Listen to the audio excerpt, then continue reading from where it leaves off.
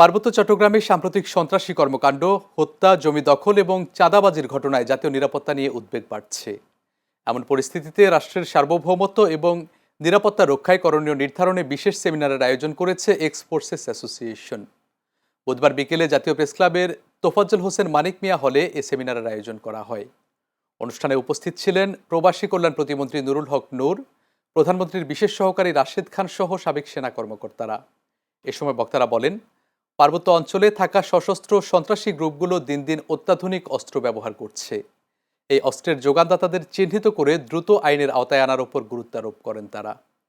এই পার্বত্য চট্টগ্রামকে বিশেষ করে এই অঞ্চলের নিরাপত্তা নিয়ে এই অঞ্চলের সেনাবাহিনীকে আমরা দেখেছি আক্রমণ করা হয়।